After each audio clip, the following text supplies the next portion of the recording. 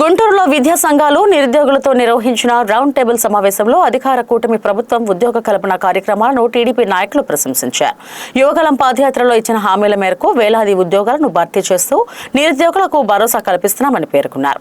అదే సమయంలో mega DSC job క్యాలెండర్పై YCP నేతలు చేస్తున్న విమర్శలను ఖండిస్తూ అసత్య ప్రచారాలను వెంటనే నిలిపివేయాలని డిమాండ్ చేశారు. ఈ సమావేశంలో మాజీ ఎమ్మెల్సీ ఏఎస్ రామకృష్ణ, నిరుద్యోగుల జేఏసీ రాష్ట్ర అధ్యక్షుడు సిద్దిక్ తదితరులు పాల్గొన్నారు. ఈ రాజకీయ నాయకులు, ప్రజాప్రతినిధులు, అలాగే ఉద్యోగాలు, నిరుద్యోగులు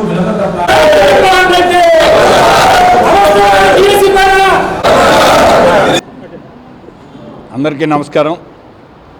ఈరోజు ఏదైతే గొడ్డల పార్టీ అయినా అలియాస్ వైఎస్ఆర్సీపీ పార్టీ, ఎందుకంటే రాష్ట్రంలో వైఎస్ఆర్సీపీ అనేది మర్చిపోయారు, గొడ్డల పార్టీ అనేది అంటున్నారు. కాబట్టి ముందు గొడ్డల పార్టీ, తర్వాత అలియాస్ వైఎస్ఆర్సీపీ పార్టీ వాళ్ళు ఈరోజు ఒక దుర్మార్గానికి తరలిపారు.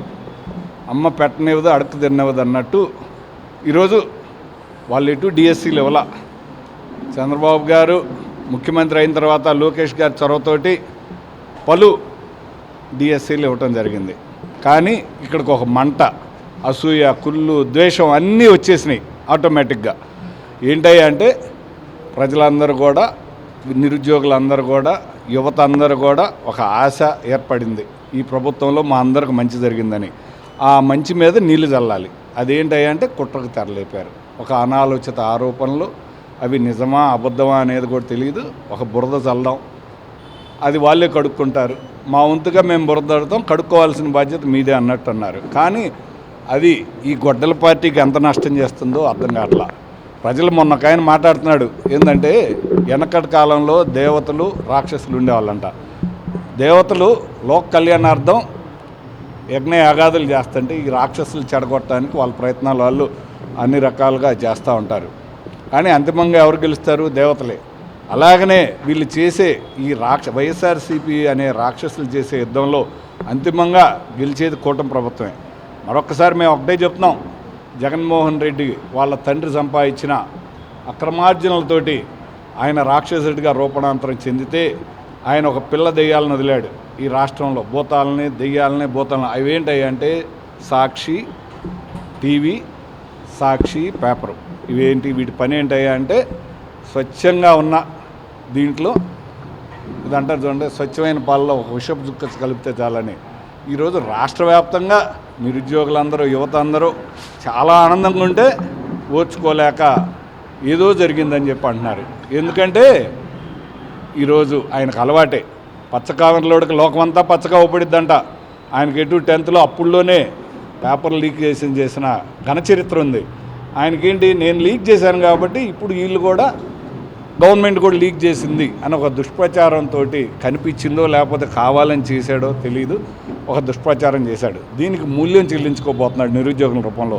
ఈరోజు ఇందులో మధ్యతరగతి వాళ్ళు ఉన్నారు, పేదవాళ్ళు ఉన్నారు, బిక్కీలు ఉన్నారు. అందరూ అహర్నెస్లో శ్రమించి తెల్లారుజాము 4 లేచి చదువుకొని అర్ధరాత్రి 12 దాకా చదువుకొని ఇక్కడ రూములు తీసుకొని కోచింగ్ సెంటర్లకు వెళ్ళి వేల రూపాయలు ఖర్చు పెట్టి ఎగ్జామ్స్ రాస్తే వాళ్ళు క్వాలిఫై అయితే వాళ్ళని ఇన్సల్ట్ చేస్తున్నాడు ఈరోజు జగన్మోహన్ రెడ్డి. వాళ్ళ కష్టాన్ని అపహాస్యం చేస్తున్నాడు జగన్మోహన్ రెడ్డి. జగన్మోహన్ రెడ్డి దేవుడు అనేవాడు ఉంటాడు. నీ రాక్షసానందం కోసం నీ సైకోలు ధర్నాలు చేయొచ్చు నీకు మద్దతుగా. మేము ఒకటే అడుగుతున్నాం, ఇవాళ సభ పెట్టాం, ఇక్కడ దాదాపు 500 మంది నుంచి 1000 మంది నిరుద్యోగులు కానీ ఎవరైనా హాజరయ్యారు, ఉద్యోగస్తులు కానీ. ఒక్కళ్ళన్నా డిగ్రీ లేని వాళ్ళు ఎవరైనా ఉంటే చూపించుకోవచ్చు, ఛాలెంజ్. కానీ నిన్న మొన్న ఈరోజు కొన్ని ఎక్కడైనా సరే రాష్ట్ర వ్యాప్తంగా కొన్ని నిరసనలు చేస్తుంది వైసీపీ గవర్నమెంట్.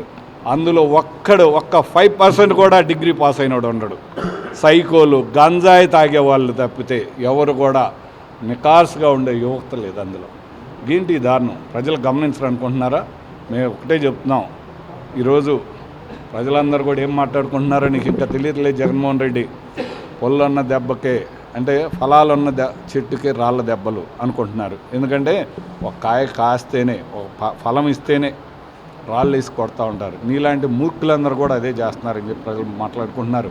కాబట్టి నువ్వు ఇప్పటికైనా మారుకోపోతే ఈరోజు ప్రజా సంఘాలేంది, విద్యార్థి సంఘాలేంది, యువత సంఘాలు అన్నారు రోడ్ల మీదకి ఎక్కే రోజు దగ్గరలో ఉంది. నీ పేపర్లు ఏదైతే ఉన్నాయో అవన్నీ కూడా బ్యాన్ చేసే రోజు దగ్గరలోనే ఉంది. నీ గొడ్డల పార్టీని భూస్థాపితం చేసే రోజు దగ్గరలో ఉందని చెప్పి ఈ సందర్భంగా తెలియజేసుకుంటున్నాను.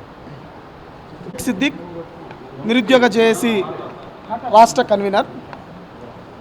ఆంధ్రప్రదేశ్ రాష్ట్రంలో కూటమి ప్రభుత్వం అధికారంలోకి వచ్చిన తర్వాత నారా చంద్రబాబు నాయుడు గారు, నారా లోకేష్ గారి నాయకత్వంలో విద్యాశాఖలో అనేక మార్పులు తీసుకొని వస్తూ ఎన్నికల్లో చెప్పినటువంటి మొట్టమొదటి హామీ మెగా డిఎస్సి పైన మొదటి సంతకం చేసి 16,000 టీచర్ పోస్టులను ఒకే విడతలో భర్తీ చేశారు.